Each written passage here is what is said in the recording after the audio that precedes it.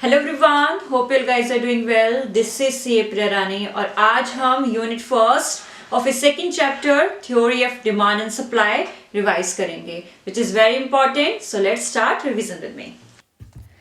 Theory of demand and supply. Your first topic is meaning of demand. देखो, effective demand consist of three things. First, you should have desire, and second, means to purchase, and third, willingness to spend that resource for that purchase. Let's suppose you have desire for a car. आपकी wish है that you should have some car. आपके पास वो car होनी चाहिए। तो सिर्फ क्या desire, वो wish क्या डिमांड होती है? क्या हो सकती है? No. जब तक आप उसको actually purchase नहीं करोगे, it won't be demand. तो डिमांड कब होगी? When you have desire, and second, you have means, you have some resource, you have money to purchase that car, and third one, willingness to spend that money. मतलब वो जो resource है, you should have willingness कि आप उसको भी spend करें for purchasing that car. तब जाके वो डिमांड बनती है। Okay, so demand consists of three things. You should remember. Okay, so ये हमारी डिमांड की meaning है. It is written over here that various quantities which we purchase with respect to various price and various income and the price of related good, that is your demand meaning. Okay, देखो, so we can say desire is wish. Okay, and means to purchase means resource, and combination of three would be your effective demand. Okay, so it is your demand here.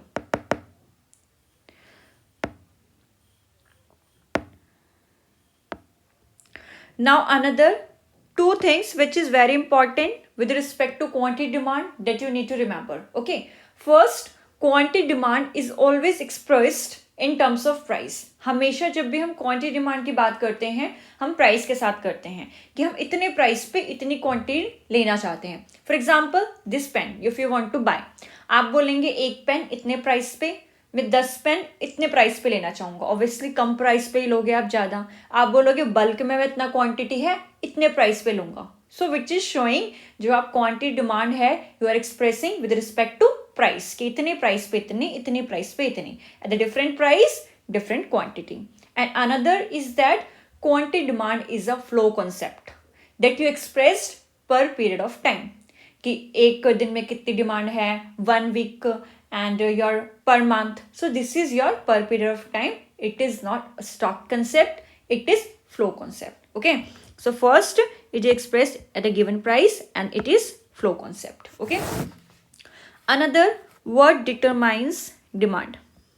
देखो, बहुत सारे factors हैं जो हमारी demand को influence करते हैं और हमारी डिमांड को इफेक्ट करते हैं।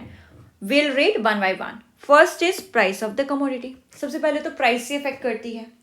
आप प्राइस सेंसिटिव होते हैं। फॉर एग्जाम्पल, जब जितनी कम प्राइस आप उतना ज़्यादा डिमांड करेंगे।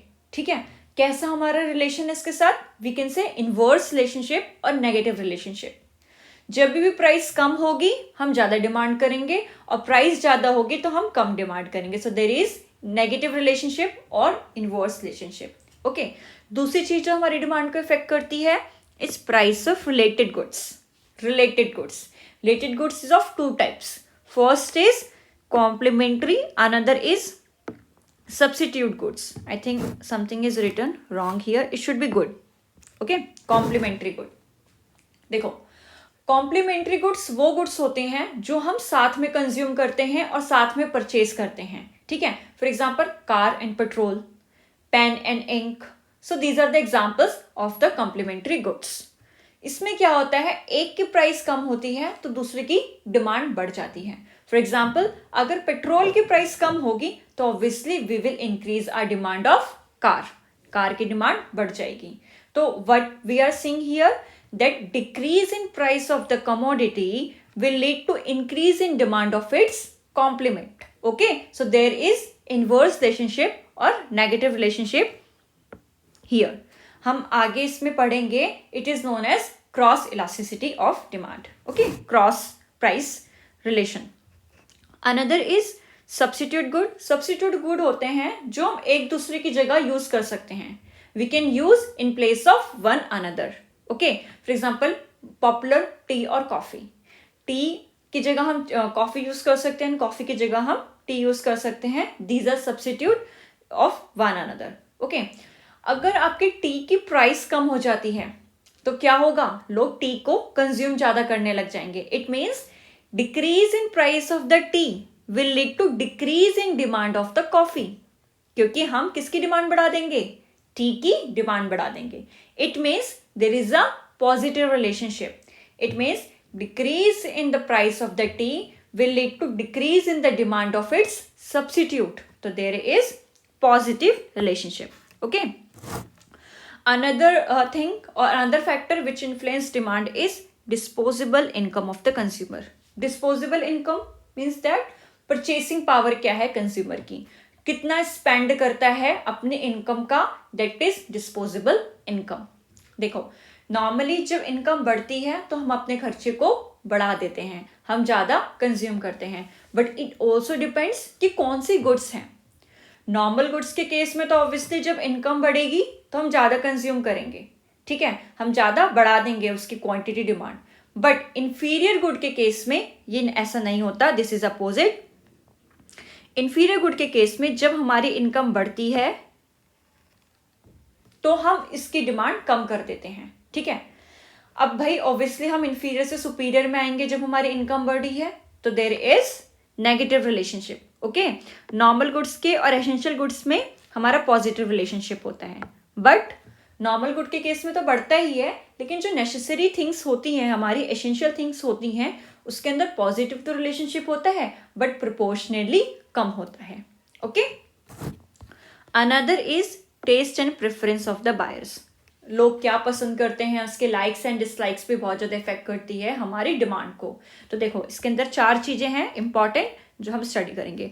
First is demonstration effect. देखो, डेमोस्ट्रेशन इफेक्ट इज दैट हम डिमांड करते हैं बाय सीइंग अदर्स. हम अपने फ्रेंड्स के पास, रिलेटिव्स के पास देखते हैं और वो चीज़ें हमें अच्छी लगती है तो हम सोचते हैं कि हम भी इसको ले लें, हम भी इसको अफोर्ड कर सकते हैं, तो हमारे पास भी होना चाहिए, वी शुड बाय, हमें इसको अच्छा लगता है. तो डेमोस्ट्रेशन, हमें देख के हम वो जो प्रोडक्ट लेते हैं अपने फैमिली एंड फ्रेंड्स के, तो this is known as demonstration effect. Okay, second is bandwagon effect. Bandwagon effect ये चीज़ होता है कि हम फैशन एंड ट्रेंड्स में लेते हैं कि सब लोग को हम देख रहे हैं कि ये ट्रेंड्स में चल रहा है, ये फैशन है, तो जो हम चीज़ लेते हैं that is bandwagon. It is similar kind of कि हम देख के जो ट्रेंड्स है, जो फैशन है, वो हम कमोडिटी लेते हैं. Another is snob effect. It is just opposite. Snob effect ये होता है कि हम जब देखते हैं कि सभी यही चीज़ यूज़ कर रहे हैं, ये सबके पास है, तो आप वो लेना नहीं चाहते, यहाँ वो डिमांड डिक्रीज हो जाती है. You should want to have some unique thing. आप चाहते हैं कि आपके पास वो चीज़ हो जो सबके पास नहीं है. You should want to be different from the crowd. आप अलग दिखना चाहते हैं, आप चाहते हैं सबके पास है, तो you don't want to have this. So this is snob effect. तो यहाँ पे डिमांड गिरती है. Okay, another is Veblen effect. Veblen effect क्या होता है, this is link to your status, your prestige. ठीक है, कुछ कुछ चीज़ें होती हैं जो आपकी स्टेटस बढ़ाती हैं. जैसे बहुत प्रेशियस गुड्स होती हैं, बहुत कॉस्टली गुड्स होती हैं, for example diamonds, jewelleries, very costly cars. तो ये सब क्या होते हैं, which is link to your status, it leads to your prestige. तो इसलिए हम इस चीज की डिमांड करते हैं. Okay, another is consumer expectation. Consumer क्या एक्सपेक्ट करता है, ये भी हमारी डिमांड को अफेक्ट करता है. For example, increase in future price. वो सोचता है कि फ्यूचर में प्राइस बढ़ जाएगी, तो अभी वो क्या करेगा, डिमांड बढ़ा लेगा. Second, increase in income and shortage in supply. In all 3 cases वो क्या करेगा, अपनी डिमांड अभी बढ़ा लेगा. अभी सोचेगा फ्यूचर में यार प्राइस बढ़ लेगी, अभी खरीद लो. सेकेंड, इनकम मेरी बढ़ जाएगी, खरीद लेते हैं. शॉर्टेज इन सप्लाई, फ्यूचर में शॉर्टेज हो जाएगी सप्लाई की, ऑब्वियसली प्राइस महंगे हो जाएंगे, तो अभी खरीद लेते हैं. तो इन केसेस में क्या हो रहा है, हमारी डिमांड बढ़ रही है. और इसके अपोजिट केस में क्या होगा, डिमांड घट जाएगी. जब हमें पता लगेगा कि फ्यूचर में हमारी प्राइस घट जाएगी, या फिर हमारी इनकम कम हो जाएगी, या फिर हमारे सप्लाई की शॉर्टेज नहीं होगी, तो अभी हम डिमांड क्या कर लेंगे, कम कर लेंगे. ठीक है. Another factor is that which is linked to here, size of the population, age distribution, national income and trade facility and government policy. देखो, ये सारी चीज़ें भी हमारी डिमांड को अफेक्ट करती हैं. जितना ज़्यादा पॉपुलेशन होगा उतनी ज़्यादा डिमांड होगी. Distribution, as distribution of people, depend करेगा कौन से एज का है। जो ज़्यादा एज के पीपल होंगे उसकी डिमांड ज़्यादा होगी। छोटे छोटे बच्चे किस चीज़ की डिमांड करेंगे, टॉयज़ वगैरह के करेंगे। सो this is like this. National income and distribution, जितनी ज़्यादा नेशनल इनकम होगी हम ज़्यादा डिमांड करेंगे। Credit facility and interest rate, अगर आपका इंटरेस्ट रेट कम होगा तो ऑब्वियसली हम ज़्यादा प्रेफर करेंगे चीज़ों को लेना। एंड गवर्नमेंट पॉलिसीज़ कैसी ये हमारे अच्छी होगी, सब्सिडीज वगैरह प्रोवाइड करेगी तो हमारी डिमांड बढ़ेगी। Okay, so we have covered this concept. Another concept is demand function. Demand function के अंदर क्या होता है, which represent relationship between the quantity demand and its various factors which affect the demand in a equation form. Okay, demand को कौन कौन से factor affect करते हैं, इसकी प्राइस हो गई, इनकम हो गई and the price of related goods. PX we have just highlighted because इसके अंदर हम इस पे ज़्यादा फोकस करेंगे इस यूनिट के अंदर, ठीक है। Another is law of demand. Law of demand क्या, डिमांड का लॉ क्या है। फर्स्ट इज मार्शल ने डिफाइन किया था लॉ का कि जितना ज़्यादा हम तब कंज्यूम करेंगे जब उतनी ही स्मॉलर उसकी प्राइस होगी। Greater amount will be sold जब उसकी स्मॉलर प्राइस होगी, ठीक है, ये हमारा लॉ है। It means we will purchase more when we having less price. The quantity demand we will purchase when we having less of the price of the commodity. Law of demand state that other thing being equal, when the price of the commodity rises, the quantity demand of the good fall. There is an inverse relationship between the price and the quantity demand. Ceteris paribus. Ceteris paribus means that other thing remaining constant. सिर्फ हम किसको लेके चल रहे हैं, price of the commodity and the quantity.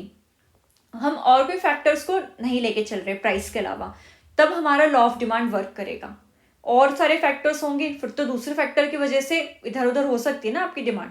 हम ये कह रहे हैं सब कुछ स्टेबल है, सब कुछ कांस्टेंट है, सिर्फ हम एक चीज़ देख रहे हैं कि आपकी जो प्राइस है उसमें चेंज होने की वजह से आपकी क्वांटिटी डिमांड में कितना चेंज हो रहा है। It shows your law of demand. और लॉ ऑफ डिमांड हमें ये कहता है we will purchase more when the price is less. There is inverse relationship और negative relationship between the price of the commodity and its quantity demand, ठीक है। अब demand schedule क्या है, when we express different price and different quantity in a table form then it is called known as demand schedule. Okay, अंदर concept is demand curve. Demand curve is a graphical presentation of demand schedule. जो हमने यहाँ पे दिखाया कि भाई इतने price पे इतनी क्वांटिटी जो हम परचेज कर रहे हैं which will show in a graphical presentation, this is known as demand curve, ठीक है। हमारा स्लोप ऑफ कर्व हमेशा क्या है, negative. Negative sign what shows, it shows that there is a inverse relationship between the price of the commodity and its quantity demand, ठीक है। Market demand schedule, it is a summation of all individual demand schedule. जो भी individual demand का हम summation कर देंगे, सो this is your market demand schedule. और इसको अगर हम ग्राफ में शो कर देंगे, सो this is your market demand curve, okay. Now another concept is rational of the law of demand. Law of demand हमें क्या कहता है कि प्राइस कम होगी तो हम ज्यादा कंज्यूम करेंगे, तो उसको रैशनल क्या है। First, price effect of fall in price. Price effect of fall in price क्या है, देखो इसको हिक्स एंड हेलन ने एक्सप्रेस किया था in terms of substitution and income effect. हम इसको दो तरीके से पढ़ेंगे, सब्स्टिट्यूशन इफेक्ट में और इनकम इफेक्ट में। देखो सब्स्टिट्यूशन इफेक्ट, सब्स्टिट्यूशन इफेक्ट क्या होता है, सब्स्टिट्यूशन गुड क्या होते हैं, which we can use in place of one another.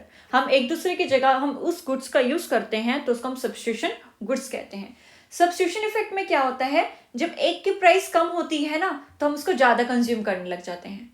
For example T and coffee जो हम नॉर्मल एग्जाम्पल ले रहे थे, अगर टी की प्राइस कम हुई है, कॉफी की तो उतनी है ना, तो जब टी की प्राइस कम होती है तो लोग प्रेफर क्या करने लग जाते हैं, टी, तो टी की डिमांड बढ़ जाती है, ठीक है। तो प्राइस कम होने की वजह से सब्स्टिट्यूशन इफेक्ट की वजह से उसकी डिमांड बढ़ जाती है, तो उसको हम सब्स्टिट्यूशन इफेक्ट कहते हैं, ठीक है। Another is income effect. Income effect क्या होता है, जब कमोडिटी की प्राइस कम हो जाने की वजह से आपकी रियल इनकम बढ़ जाती है। For example a good of basket जो आप पहले 1000 रुपीज़ का परचेज करते थे, लेकिन उसमें प्राइस कम होने की वजह से वो जो बास्केट है you can purchase now for 700 rupees और 600 रुपीज़। तो अब आपके पास कितना सेव हो गया, 300 और 400 rupees you are saving now. So जो आपके पास 300 या 400 रुपीज जो आपके पास एक्स्ट्रा बढ़ गए, that is your real income. अब आप उतने रुपए में आप एक स्मॉल बास्केट या फिर कुछ और सामान खरीद सकते हैं। इट मीन्स आपकी इनकम इफेक्ट की वजह से नाउ यू आर परचेसिंग मोर। ठीक है, सो this is another income effect. Okay, इसमें भी क्या हो रहा है, प्राइस कमोडिटी के कम होने की वजह से हम ज्यादा कंज्यूम कर पा रहे हैं। Another utility maximizing behaviour of consumer. ये क्या कहता है, जैसे जैसे हम कंज्यूम करने लग जाते हैं किसी भी चीज का, हमारा वैसे वैसे हमारा सेटिस्फेक्शन कम होने लगता है। Then we will willing to pay less and less, जैसे जैसे हम कमोडिटी और क्वांटिटी उसको कंज्यूम करेंगे। ठीक है, जैसे जैसे आप चपाती का या फिर रोटी का कंजम्पशन बढ़ाएंगे, वैसे वैसे मिलने वाली उसकी सेटिस्फेक्शन एट ईच यूनिट कम होती जाएगी। Another is arrival of new consumers. देखो, arrival of new consumers means that अगर कमोडिटी की प्राइस कम हो जाएगी तो जो लोग पहले अफोर्ड नहीं कर पा रहे थे, अब उसको वो अफोर्ड कर पाएंगे और उसको खरीद लेंगे। इट मीन्स उसकी मार्केट बड़ी हो गई। जो लोग पहले नहीं ले पा रहे थे, अब वो भी एड ऑन हो गए, न्यू कंज्यूमर्स भी आ गए, उसकी डिमांड बढ़ जाएगी because of reduction in the price. Another is different uses. अगर किसी कमोडिटी की डिफरेंट यूजेस हैं और उसकी प्राइस कम हो जाती है तो उसकी डिमांड भी बढ़ जाएगी। अगर किसी कमोडिटी का एक ही यूज है तो उसको ज्यादा कितना ही बढ़ाओगे, क्योंकि उसकी भी एक यूज की भी एक लिमिटेशन है कि आप इतना ही यूज कर सकते हो। लेकिन जब आपको पता है इसके बहुत सारे यूजेस हैं, फॉर एग्जाम्पल मिल्क, अगर मिल्क की प्राइस कम होगी तो you can buy in bulk, क्योंकि आपको पता है मिल्क के बहुत सारे यूज हैं। आप उसका butter, curd, cream, so many things जो आप इससे बना सकते हो, तो आप इसकी डिमांड भी बढ़ा दोगे। ओके, लेकिन exception to the law of demand, हमारा लॉ ऑफ डिमांड क्या कहता है, प्राइस कम होगा तो हम डिमांड बढ़ा देंगे। लेकिन इसके कुछ एक्सेप्शन है जो कि इस पे लॉ एप्लीकेबल नहीं होता, मतलब लॉ उल्टा चलेगा। हमारी प्राइस कम होगी तो हम डिमांड कम करेंगे, और प्राइस ज्यादा होगी तो हम डिमांड ज्यादा करेंगे। ठीक है, या फिर लॉ ऑफ डिमांड हमारा वर्क नहीं कर रहा। इसके क्या एक्सेप्शंस हैं? Conspicuous goods. कॉन्स्पिकस गुड्स क्या होते हैं? Which is link to your status, which is link to your prestige. तो उसमें हम प्राइस नहीं देखते, जितना ज्यादा प्राइस होगा हम ऑब्वियसली उतना ही ज्यादा खरीदेंगे। For example diamond, as I just give you example, कि डायमंड की जब प्राइस बढ़ती है ऑब्वियसली हम तभी तो हम ज्यादा चाहते हैं, क्योंकि वो हमारे किससे लिंक्ड है, हमारे स्टेटस सिंबल शो करता है। Another is giffen goods. Giffen goods are already very cheap. Giffen good पहली मार्केट में बहुत ज्यादा चीप होता है, तो इसमें ऐसा नहीं होता कि आपकी प्राइस कम हो रही है तो हम बहुत ज्यादा डिमांड बढ़ाने लग जाएंगे इसकी। Okay, another is conspicuous necessities which is link to this. आपके पास you having necessity for showing your status and prestige, then if you don't see the price, you will buy what you show, what you think that will link to your prestige. Okay, another is future expectation about the prices. अगर आपको expectation है future में price बढ़ जाएगी तो आप क्या करोगे, अभी अपनी डिमांड बढ़ा लोगे। ठीक है, so here law of demand does not work. Incomplete information and relational behaviour. Behaviour irrational है। लॉ ऑफ डिमांड तब वर्क करता है when you are having rational behaviour. आप इम्पल्सिव परचेज ले रहे हैं, कुछ भी परचेज कर रहे हैं, कुछ भी कर रहे हैं विदाउट थिंकिंग एंड ऑल, सो यहाँ पे लॉ ऑफ डिमांड वर्क नहीं करता। Another demand for necessaries. जो चीज़ें इंपॉर्टेंट होती हैं, जो नेसेसरी होती हैं, उसको तो हम मिनिमम क्वांटिटी खरीदते ही खरीदते हैं, चाहे उसकी प्राइस कितनी भी हो, because which is very necessary for our life. Another is speculative goods. Speculative goods के केस में लॉ ऑफ डिमांड वर्क नहीं करता। स्टॉक एंड शेयर्स में क्या करते हो, जब आपकी एक्सपेक्टेशन होती है कि प्राइस बढ़ेगी तो आप क्या करते हो, शेयर्स को परचेज कर लेते हो, तो here law of demand does not work. Another concept is expansion and contraction of demand. देखो, expansion and contraction of demand किसके केस में होता है, when there is change in quantity demand. यहाँ पे दो चीजें होती हैं। फर्स्ट इज यहाँ पे हम फैक्टर जो देखते हैं, that is your price, change in price and other thing remaining constant. यहाँ पे क्वांटिटी डिमांड में कितना चेंज होता है due to change in price, उसको हम कंसीडर करते हैं। तो this is known as a movement along the demand curve that indicates change in quantity demand. देखो, दो चीज होती हैं, expansion of demand and contraction of demand. Expansion of demand तब होता है due to decrease in price, जब आपकी क्वांटिटी डिमांड बढ़ जाती है, this is known as expansion of demand, और downward movement along the demand curve, यहाँ पे आपकी डाउनवर्ड मूवमेंट होती है,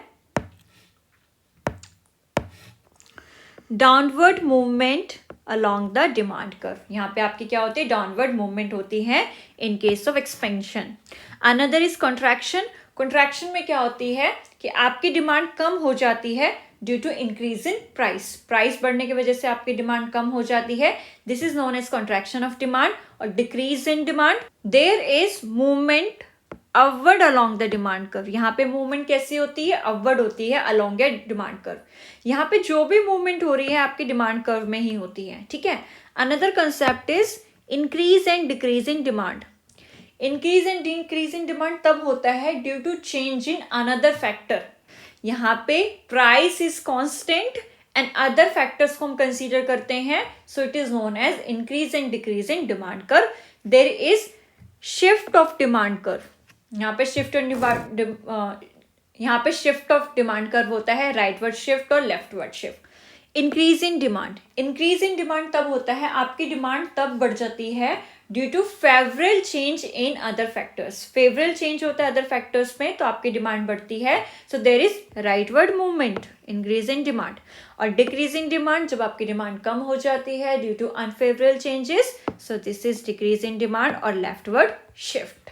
okay, another very important concept, elasticity of demand, मतलब आपकी डिमांड कितनी इलास्टिक है, कितनी चेंज होती है due to the factors which is affecting demand, इसको हम इलास्टिसिटी ऑफ डिमांड कहते हैं, कि आपकी क्वांटिटी डिमांड कितनी चेंज होती है दूसरे फैक्टर्स के कितने चेंज होने पर, मतलब हाउ इट इफेक्ट्स, ठीक है।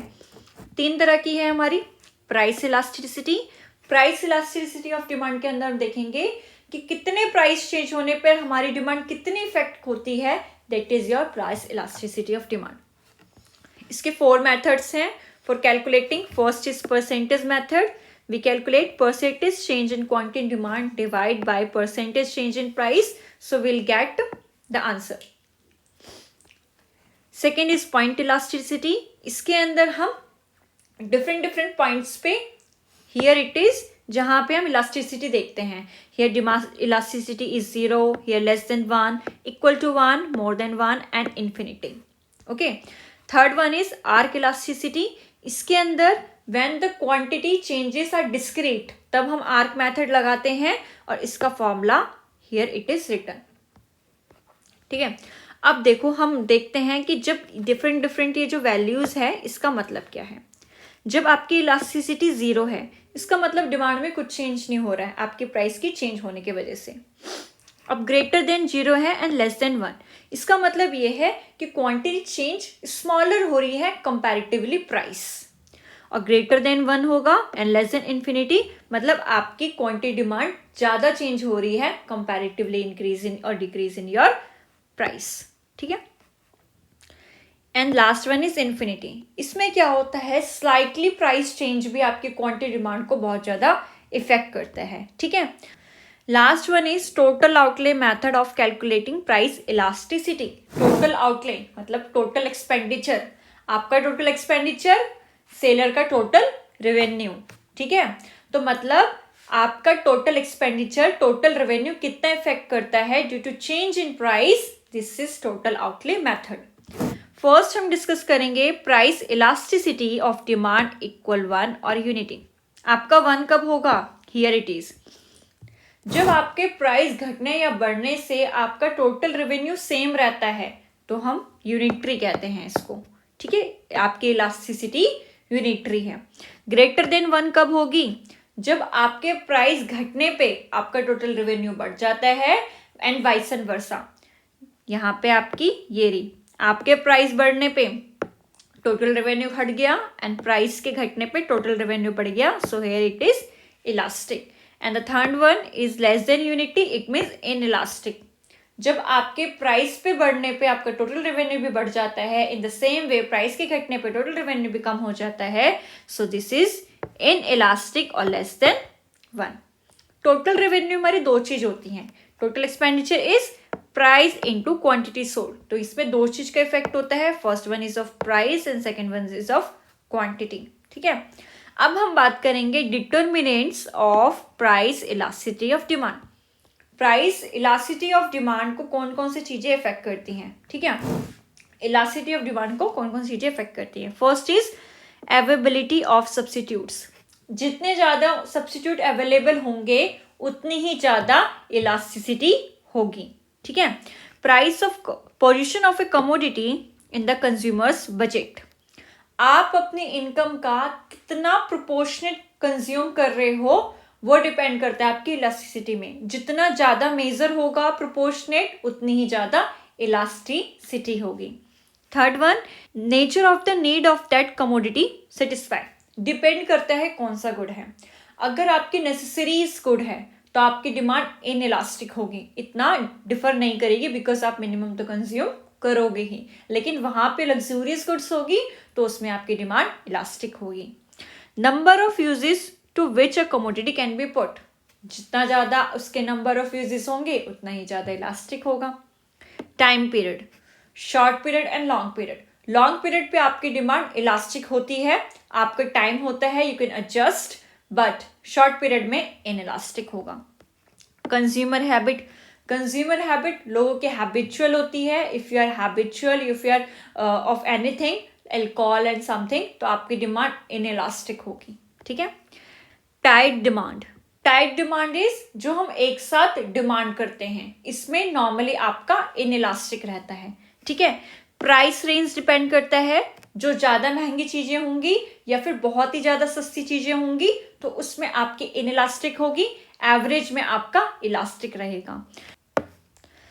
And minor complementary items. अगर कॉम्प्लीमेंट्री आइटम इज चीप तो वी कैन बाय आपके जो कॉस्टली कॉम्प्लीमेंट गुड के साथ, तो इसमें उस चीपर गुड की you having in elastic demand. ठीक है, हमने देखो प्राइस इलास्टिसिटी ऑफ डिमांड के बारे में पढ़ लिया। Now another topic is income elasticity of demand. Income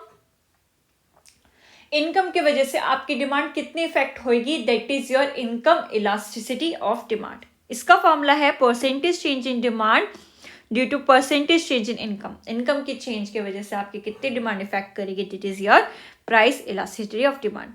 ठीक है, अगर आपकी इनकम बढ़ती है बट स्टिल आपकी डिमांड पे फर्क नहीं पड़ता, then it is elasticity for that good is equal to 1। ठीक है, आपका सेम है, आपका जो भी आप जितना गुड्स खरीदते थे उतना ही खरीद रहे हैं, तो this is your equal to 1। Income के बढ़ने की वजह से अगर आप ज्यादा परचेज करने लग जाते हैं then it is less than 1, और कम यूज करते हैं, कम लेते हैं, then it would be less than 1। ठीक है, देखो तीन तरह की चीजें होती हैं हमारी, in case of normal goods, luxurious goods and inferior goods. Normal goods and luxurious goods दोनों के केस में क्या होता है, जब आपकी इनकम बढ़ती है तो आप अपनी डिमांड बढ़ा देते हैं। लेकिन इन्फीरियर गुड्स के केस में क्या होता है, जब आपकी इनकम बढ़ती है तो आप डिमांड कम कर देते हैं, because you tends to come to superior goods. Another topic is cross price elasticity of demand. हमने स्टार्टिंग में पढ़ा था there are two types of goods, related goods, complementary and substitute, जिसके अंदर क्रॉस प्राइस इलास्टिसिटी वर्क करती है। ठीक है, first is substitute goods and another is complementary goods. Substitute goods, the goods which we can use in place of one another. इसमें क्या होता है, देखो if we see here, coffee की प्राइस बढ़ने की वजह से किसकी डिमांड बढ़ने लग गई, टी की डिमांड बढ़ने लग गई। It means there is a positive relationship between these substitutes. ठीक है, कॉम्प्लीमेंट्री के अंदर क्या होता है, due to increase in price of the solar panels, batteries of these quantities are reducing. It means there is negative relationship between these complement goods. Okay, another elasticity we'll talk advertisement elasticity. इसमें हम देखते हैं कितनी हमारी quantity में change होता है due to change in spending on advertisement. कितना एडवर्टीजमेंट पे खर्च करने की वजह से हमारी क्वांटिटी कितनी चेंज होती है, that is your advertisement elasticity. देखो इसमें हम पढ़ेंगे जीरो है इसका मतलब डिमांड कुछ भी इफेक्ट नहीं करी due to your advertisement. Okay, more than zero but less than one, इसका मतलब आपकी डिमांड बढ़ तो रही है बट जितना आप एक्सपेंडिचर कर रहे हैं उससे कम। If it is equal to one, मतलब डिमांड उतनी ही प्रोपोर्शनेट में बढ़ रही है जितना आप एक्सपेंडिचर कर रहे हैं। एंड मोर देन वन, मतलब आपकी डिमांड ज्यादा बढ़ रही है comparatively your advertisement expenditure. Okay, last के आपके कुछ थ्योरेटिकल टॉपिक्स है which you need to go through point wise. Okay, first is demand forecasting. Demand forecasting मतलब आप प्रिडिक्ट करते हैं फ्यूचर की डिमांड को on the basis of past pattern, कि पास्ट पैटर्न को देखते हुए फ्यूचर में आपकी डिमांड क्या हो सकती है। इट्स वेरी इंपॉर्टेंट, हम फोरकास्टिंग करते हैं। Types of forecast: macro level forecasting, industry level forecasting and firm level forecasting. Macro level पे हम एज ए इकोनॉमी लेवल पे हम स्टडी करते हैं forecasting for the goods and service. Industry level पे हम industry as a whole, and firm level पे हम पर्टिकुलरली फर्म के प्रोडक्ट को हम देखते हैं एंड उसको हम फोरकास्ट करते हैं। देखो, शॉर्ट टर्म भी होता है, लॉन्ग टर्म भी होता है। शॉर्ट टर्म में period you should need to remember 6 month से 1 ईयर का होता है, एंड लॉन्ग पीरियड में आपका क्या होता है 2 to 5 years and more. Okay, उसके बाद डिमांड डिस्टिंक्शंस क्या है, and factor affecting demand for non durable goods and methods of demand for forecasting. इसको हम ऊपर से रीडिंग लगा लेंगे, ठीक है। The first is producer goods and consumer goods. Producer goods कौन, जो कि प्रोडक्शन में यूज होती है। कंज्यूमर गुड्स जो हम कंज्यूम करते हैं। Durable goods and non durable goods. Durable goods जो लंबे समय के लिए चलती हैं, non durable which is for short time. Derived demand and autonomous demand. Derived demand वो होती है जो हम किसी और कमोडिटी को यूज करने के लिए उसका हम यूज करते हैं, that is derived demand. Autonomous demand हम उसका इंडिपेंडेंटली यूज करते हैं। Demand for firms product and industry demand. हम देखते हैं इसमें demand, total demand of the firm basis and total demand of the industry basis, and the short run demand and the long run demand. कौन कौन सी ऐसी चीज हैं जो शॉर्ट टर्म के लिए होती है, कौन कौन सी चीजें जो लॉन्ग टर्म हमारी इफेक्ट करती है फॉर द डिमांड। ओके, इसमें कौन कौन से फैक्टर इफेक्ट करते हैं for non durable, disposable income, price and demography. आप मैथड्स जो उसके नेम है यू शुड लर्न कौन कौन से मैथड फोरकास्टिंग के हैं। Survey of buyers intentions, collective opinion method, expert opinion method, statistical method and controlled experiments. So I have covered revision of your unit first of your chapter 2 theory of demand and supply. Hope this will help you. Thank you. Best of luck.